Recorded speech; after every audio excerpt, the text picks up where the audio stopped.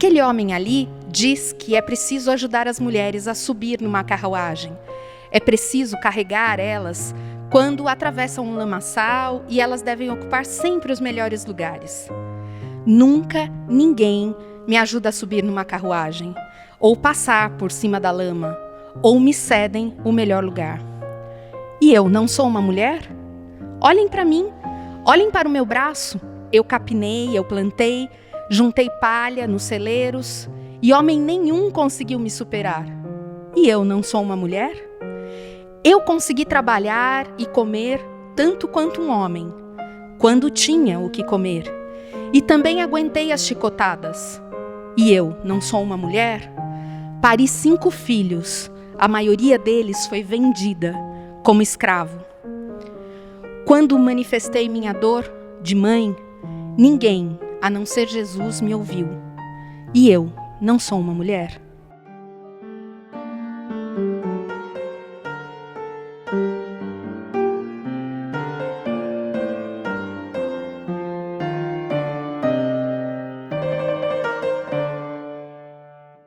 Em 2022, a independência do Brasil completará 200 anos.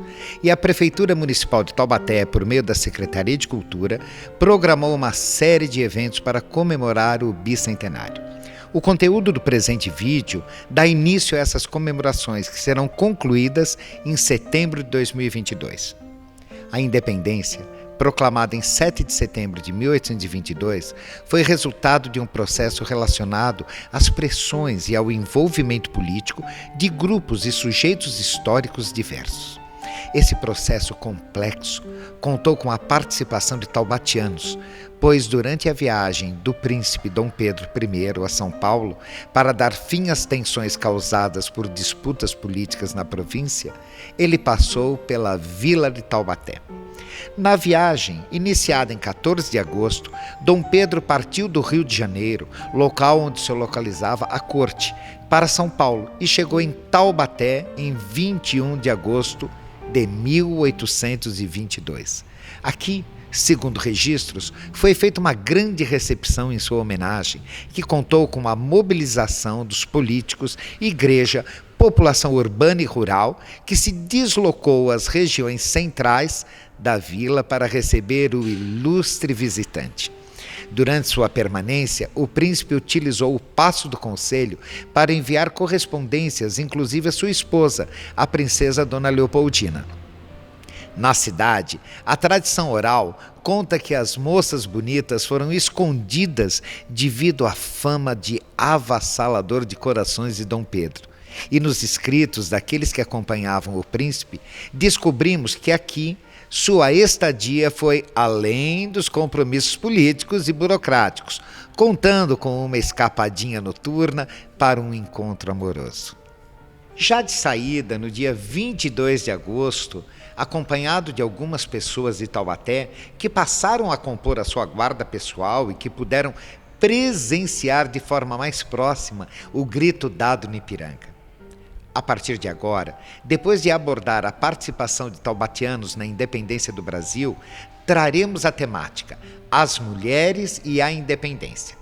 Pois entre os vários sujeitos envolvidos neste fato histórico, contamos também com a significativa atuação de mulheres, como a princesa Dona Leopoldina, que na regência do Brasil esteve à frente da sessão do Conselho de Estado, em 2 de setembro de 1822, que culminaria na independência do Brasil e foi tema de um importante quadro da artista taubatiana Georgina de Albuquerque. Além de Dona Leopoldina, outras mulheres, como Maria Filipa e Maria Quitéria, também foram significativas durante esse processo e se posicionaram contrárias ao seu tempo, que limitava a mulher aos espaços domésticos, distanciando-as do debate e da luta política. Chamo vocês a ouvirem a fala de nossos convidados e convidadas que gentilmente abordarão com mais detalhes esses aspectos. Acho que uma primeira coisa que vale a pena a gente destacar é que a independência não é uma coisa que acontece do dia para a noite, é um processo.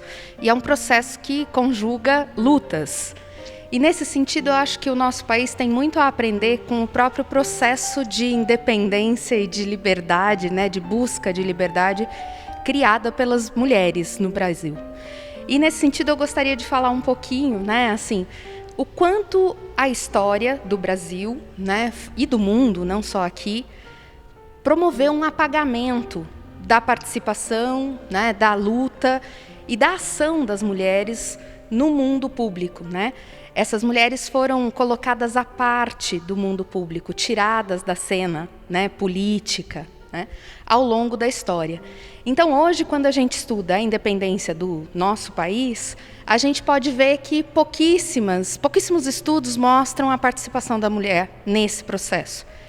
E pouquíssimos estudos, mesmo cavucando, né? Por quê? Porque ao longo desse caminho percorrido, dessa história, né, poucos documentos chegaram a nós da participação dessas mulheres, porque se achava que essas mulheres não tinham importância no seu fazer cotidiano, e é bom que se marque que tinham, né? As lutas políticas, elas seriam muito diferentes se não tivessem as mulheres sendo apoiando, né, quem estava no protagonismo nesses momentos, que eram os homens. Mas mais do que apoiando, muitas delas estiveram na cena e, ao longo do tempo, foram também apagadas dessa cena, né?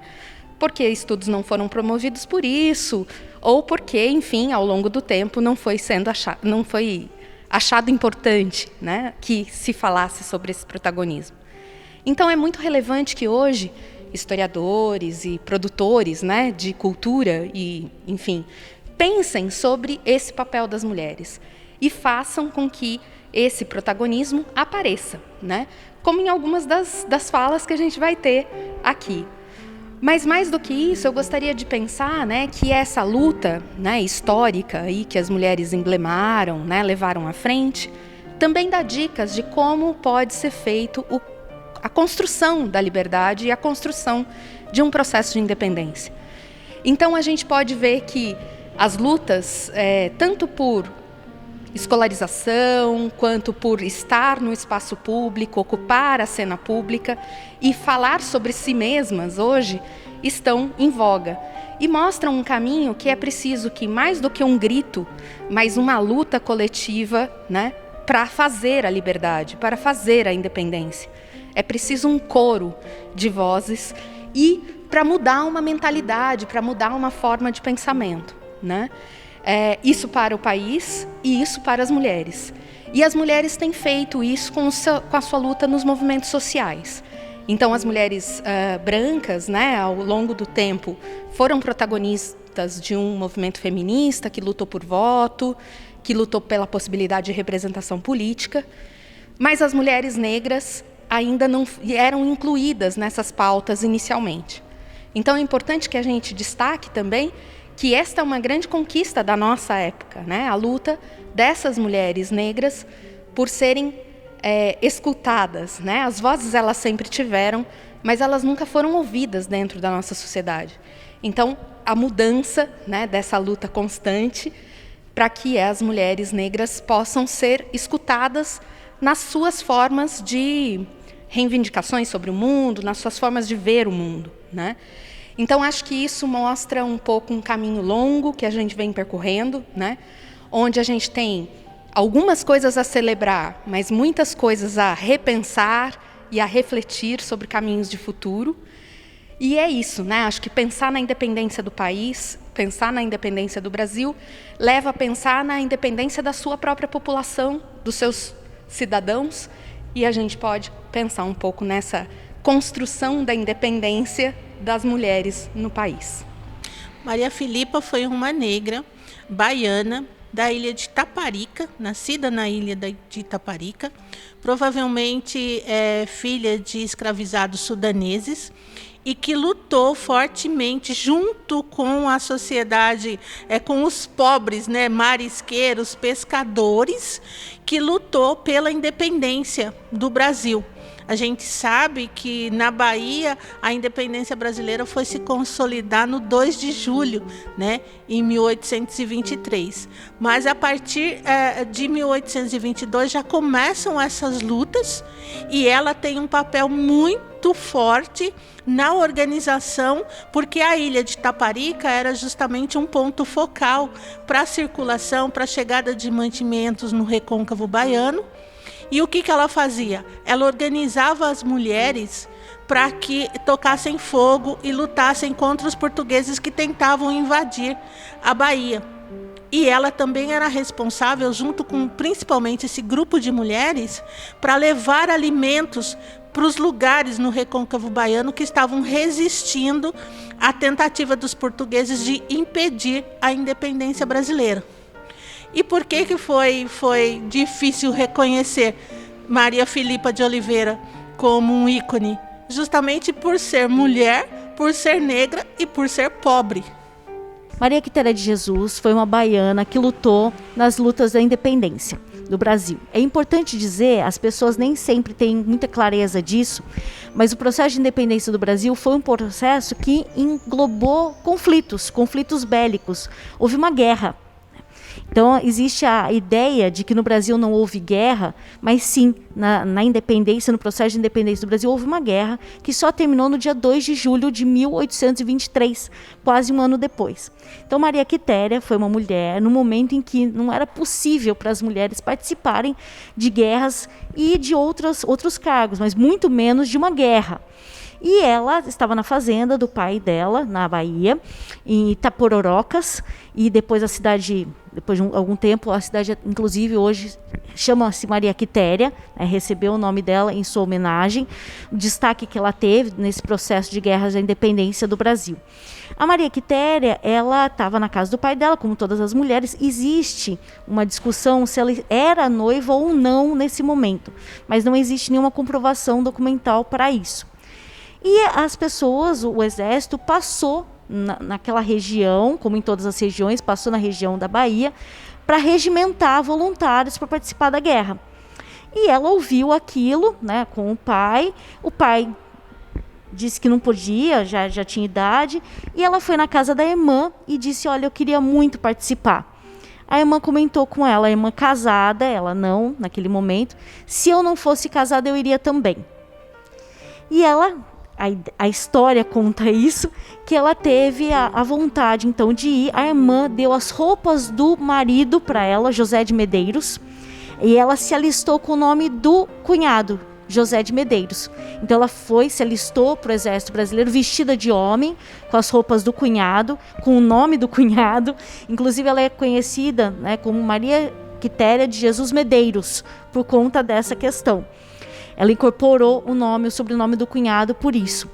E ela participou das guerras. Ela teve essa participação e teve muito destaque. Tem uma curiosidade interessante, que quando foi descoberto que ela era uma mulher, e uma mulher estava participando da guerra, e o avô do Castro Alves, Silva Castro, que impediu que ela fosse expulsa do exército. Ela não só continuou no exército, continuou a participar da guerra, como foi promovida a primeiro cadete. Ela chegou ao posto de primeiro cadete. Então ela teve um destaque. Ela não só participou, a participação por si só já seria um feito muito extraordinário para aquele momento, mas ela não só participou, como participou com grande destaque. Além do destaque da sua participação, ela foi reconhecida pelo próprio imperador Dom Pedro I, quando ela recebeu a comenda imperial do Cruzeiro, algum tempo depois do término da guerra. A guerra terminou no dia 2 de julho de 1823 e ela recebeu em agosto a comenda das mãos do imperador no Rio de Janeiro. Então esse destaque que ela recebeu durante a guerra, pelo seu heroísmo, pelo valor da sua atuação, os seus posicionamentos e as batalhas que ela ganhou na guerra, ela foi reconhecida pelo imperador. E agora, mais recentemente, em 2018, ela entrou para o livro de Heróis da Pátria, só em 2018. Teve um outro momento, em 1996, que ela também foi reconhecida, e agora, finalizando esse processo em 2018. Bastante recente. Então, ela teve esse destaque e foi reconhecida a primeira mulher soldado do Brasil, vestindo-se de homem. Então ela não entrou como mulher, entrou como homem. É isso, a Maria Quitéria é realmente uma mulher que inspirou muitas mulheres a lutarem pelos seus ideais, pelas suas vontades, porque era uma vontade dela participar da guerra. E ela participou com destaque. E as comemorações do bicentenário da independência do Brasil não terminam por aqui. Elas prosseguem na 15ª Primavera de Museus. E você pode acompanhar toda a nossa programação através das redes sociais da Prefeitura Municipal de Taubaté. Contamos com você.